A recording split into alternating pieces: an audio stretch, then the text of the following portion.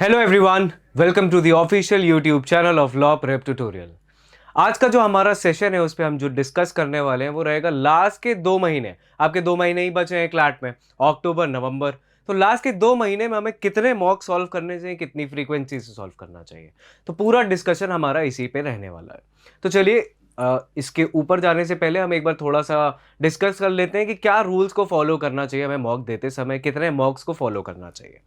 तो एटलीस्ट 40 से 50 मॉक आपको इन अक्टूबर और नवंबर मंथ में देने ही चाहिए। ये ज़रूरी भी है क्योंकि आप जब रेगुलर प्रैक्टिस करते रहोगे तो आपको जब क्लैट में एग्ज़ाम देने जब बैठोगे आप, तो आपके एक मन में वो डर जो रहता है ना एग्ज़ाम को लेके, वो ख़त्म हो जाएगा। जो कि सबसे ज़रूरी और सबसे मेजर पार्ट है कि हमारे मन में किसी भी एग्ज़ाम को लेके डर नहीं रहना चाहिए। उसके बाद आप जब इतने सारे मॉक्स रेगुलरली प्रैक्टिस करते हो ना, तो आपको समझ में आ जाता है कि आपकी मिस्टेक सबसे ज़्यादा कहाँ पे होती है, जो कि सबसे ज़्यादा इंपॉर्टेंट है। और अगर आपने अभी तक अपने बैकलॉग्स खत्म नहीं किए हैं, तो आपके बैकलॉग्स मेजरली सितंबर के मंथ तक खत्म हो जाने चाहिए। चाहे वो जीके के हों, लीगल के हों, किसी के भी बैकलॉग्स हों, वो आपके सितंबर के एंड तक या अक्टूबर फर्स्ट वीक तक मैक्सिमम खत्म हो जाने चाहिए। क्योंकि उसके बाद आपके पास रिविजन और प्रैक्टिस करने के अलावा कोई ऑप्शन नहीं है। अगर आप सीरियस हो पढ़ाई के लिए, तो आपका पूरा मोटिव यही होना चाहिए कि आपका सिलेबस अब खत्म हो जाए। चलिए, दूसरी चीज क्या है, अब 40 से 50 मॉक अगर आप इन 2 महीनों में दे रहे हो, तो उसमें सबसे ज्यादा इंपॉर्टेंट क्या है कि आप उसको एनालाइज कैसे कर रहे हो। आपकी जो मिस्टेक हो रही है वो किस टॉपिक से रिलेटेड हो रही हैं, उनको आपको मजबूत करना है। तो एक प्रॉपर स्ट्रक्चर्ड वे में कि हर मंथ में आपको कितने मॉक्स देने चाहिए, उस पर क्या क्या आपका फोकस एरिया रहना चाहिए और उस पर क्या आपको सीख मिलेगी, इस सारी चीजों को डिस्कस करते हैं। देखिए, अब आइडियल मॉक स्ट्रैटेजी, ये आइडियल मॉक स्ट्रैटेजी है जो कितने सारे टॉपर्स से बात करने के बाद, जो 2025 के भी आईएलटीएस क्लैट जितने भी टॉपर्स थे उनसे डिस्कस करने के बाद और खुद की भी थोड़ी मेंटोरशिप करने के बाद ये जो कंक्लूजन है वो सामने आया है। जैसे अक्टूबर मंथ में आपका ऑन एन एवरेज हर वीक में एटलीस्ट 3 से 4 मॉक होने ही चाहिए। 3 से 4 मॉक आपको देना ही चाहिए। और उस मॉक को देते समय आपका फोकस किस पे रहेगा, तो फोकस रहना चाहिए आपका स्टैमिना और स्पीड। देखिए, सबसे जरूरी यह है कि अगर आप क्लैट दे रहे हो तो आपका पूरा पेपर ऑन टाइम कंप्लीट हो जाए विद ओएमआर। क्योंकि ओएमआर को आपको पता है, ओएमआर के लिए आपको एक्स्ट्रा समय नहीं मिलने वाला। तो स्टैमिना और स्पीड, स्टैमिना क्या, आपका जो पूरा फोकस है वो आपके पूरे पेपर में होना चाहिए। 2 घंटे इधर उधर बिल्कुल नहीं, सामने वाला बगल वाला क्या कर रहा है कोई मतलब नहीं है उससे। आपका पूरा फोकस आपके पूरे के पूरे क्लैट के पेपर में होना चाहिए। और साथ साथ में आपकी स्पीड डेवलप होनी चाहिए, तभी आप पूरे पेपर को इन टाइम कंप्लीट कर पाओगे।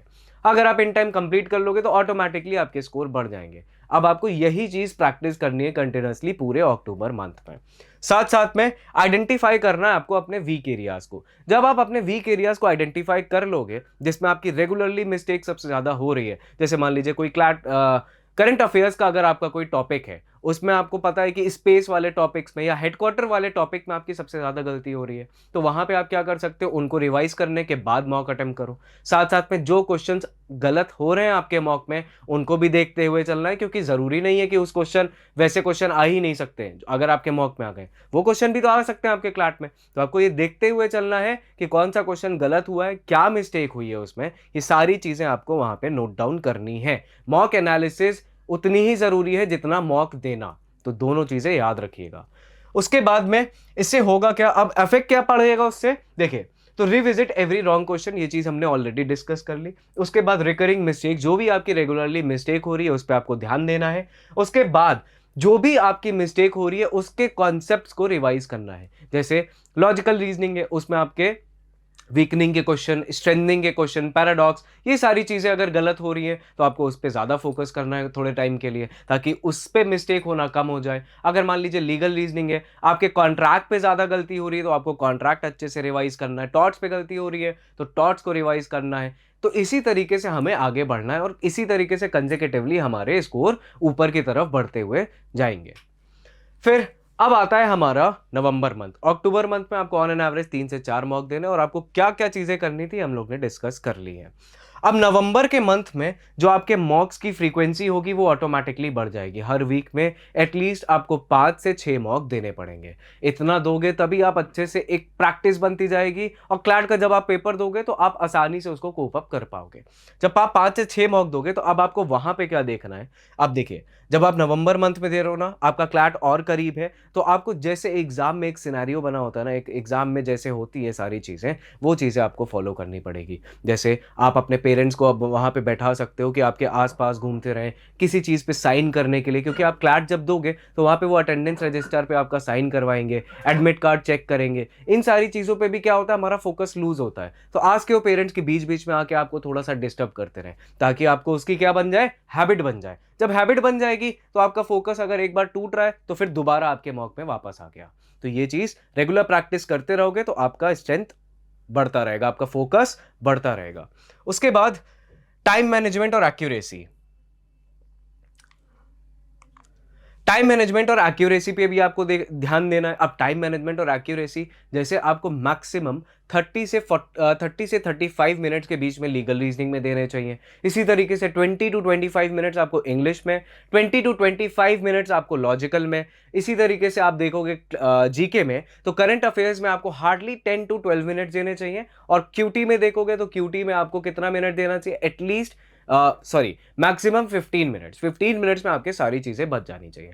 अब इसमें आप देखोगे जब इन टोटल कंक्लूड करोगे इसको, तो हार्डली आपके 10-15 मिनट आपके बचेंगे। तो इसमें आपका जो मॉक है, ये सारी चीजें जो आपका मॉक सॉरी ओएमआर होगा ना, उसको भी आपको फिल करते हुए चलना है, क्योंकि आपको एक्स्ट्रा टाइम तो मिलेगा नहीं मॉक फिल कर ओएमआर फिल करने के लिए। तो आपको ओएमआर भी साथ साथ में फिल करते हुए चलना है, और जो भी टाइम कंज्यूम हो रहा है उसमें, उसको भी काउंट करते हुए देखेंगे तो हमारा 120 मिनट ऑन एन एवरेज वहां पे आ जाएगा। और जो अगर आपके 2-4-5 मिनट अगर आपके बच जाते हैं, तो आप उन क्वेश्चंस पे जा सकते हो। जैसे जीके में कोई पैसेज रिलेटेड क्वेश्चन था, वो आपने पढ़ा नहीं है, तो आप उनको पैसेज में आंसर सर्च कर सकते हो। मान लीजिए लीगल का कोई क्वेश्चन है जिसको आप कॉन्सेप्चुअली आप समझ नहीं पा रहे हो, तो उस पर आप अपना 1-2 मिनट दे सकते हो। क्यूटी का कोई क्वेश्चन है, क्वांट का कोई क्वेश्चन है, जो आपसे कैलकुलेशन उस समय मिस्टेक हो रही थी, आप उस पर वापस से उस पर जा सकते हो। तो ये आपको 2-3 नंबर एक्स्ट्रा दे जाएगा, और आप नालसार से एनएलएस पहुंच सकते हो, एनयूजेएस से नालसार पहुंच सकते हो। ये 2-3 नंबर से ही ये सारी चीजें बदल जाती है, ध्यान रखिएगा। उसके बाद अब इनसे क्या होगा, डेली सेक्शनल प्रैक्टिस भी आपको करनी है। अब सेक्शनल प्रैक्टिस कैसे करनी है, जो अभी हम लोग ने आप टाइम का डिस्कशन किया ना, हर एक सेक्शन को आपको उतने ही टाइम पीरियड में खत्म करने की रेगुलर प्रैक्टिस डालनी पड़ेगी। जब आप रेगुलर प्रैक्टिस करते रहते हो ना, जब आप रेगुलर प्रैक्टिस करोगे, तो वो ऑलरेडी ऑटोमेटिकली आपका पूरा टाइम जो होगा ना, उतने टाइम पीरियड में आने लग जाएगा। अब चाहे मॉक लेंदी आए, चाहे शॉर्ट आए, चाहे उसके पैसेजेस लेंदी हो या छोटे हो, कैसे भी हो, आप हार्डली 30 टू 35 मिनट्स में सारे क्वेश्चन सॉल्व करने लग जाओगे। ठीक है, आगे आते हैं। उसके बाद आता है हमारा एक्शन आफ्टर ईच मॉक में, एनालाइज मिस्टेक्स डीपली। अब आपको और अच्छे से देखना है कि अब वैसे तो कोई मिस्टेक होनी नहीं चाहिए, लेकिन अगर कोई ऐसा टॉपिक है जहां आपकी कंटिन्यूअसली मिस्टेक हो रही है, तो उस पर भी आपको ज़्यादा ध्यान देना पड़ेगा, क्योंकि वो हो सकता है उस पर 5 से 6 नंबर के क्वेश्चन पूछ लेगा, तो आपको गलत हो जाएगा, तो वो आपको बहुत नीचे ले आएगा। रैंकिंग कम से कम आपकी 200 से 300 घट सकती है, अगर आपका कोई भी ऐसी चीज़ है जो स्ट्रांग नहीं है। इसीलिए हर एक चीज़ हमारी स्ट्रेंथ होनी चाहिए। उसके बाद track progress to score trends. अब जब आप एक क्राइटेरिया सेट कर लोगे ना कि आपको इसके इस नंबर के 90 नंबर आपको क्या ऑन एन एवरेज 90 के ऊपर ही आपको क्राइटेरिया सेट करना चाहिए। अब चाहे मॉक डिफिकल्ट आए, इजी आए, कैसा भी मॉक आए, मॉडरेट आए, सॉरी क्लैट आए, इजी आए, मॉडरेट आए, टफ आए, कैसा भी आए, आपका स्कोर हमेशा हमेशा 90 के ऊपर बना रहना चाहिए। समझ में आया? तो ये सारी जब चीजें आप करते रहोगे, तो आप कंसिस्टेंटली देखोगे कि आपका स्कोर चाहे टफ आए, इजी आए, कुछ भी आए, 90 के नीचे नहीं आ रहा है, तो उस पर क्या है, आपकी रैंकिंग पे ज्यादा इफेक्ट नहीं पड़ेगा। इस चीज का खास तौर से ध्यान रखिएगा। उसके बाद अब आते हैं दिसंबर के मंथ में।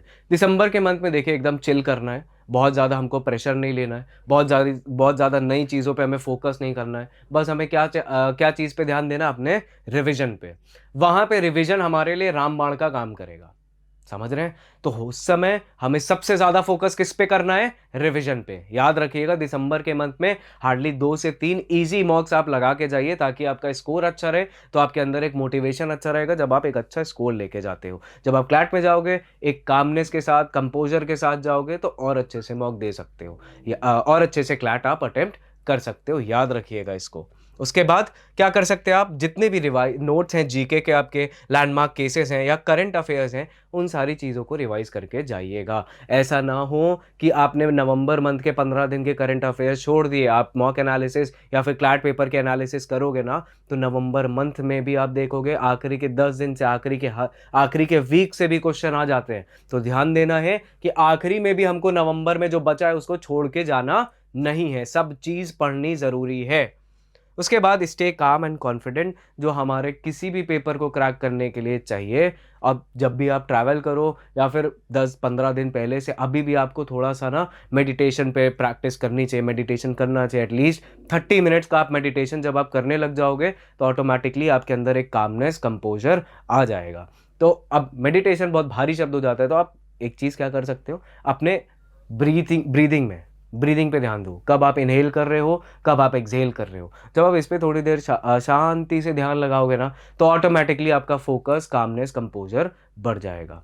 ठीक है? बाकी अगर कुछ भी आपको चाहिए कि किस टॉपिक को कैसे डील किया जाए, तो प्लीज़ उस पे कमेंट करिए। और thank you so much for this session. आपको रेगुलरली ये सारे मॉक सॉल्व करने हैं। You have to make this a promise to yourself कि आपको हर एक चीज़ रेगुलरली प्रैक्टिस करनी है अगर आपको टॉप कॉलेजेस में जाना है।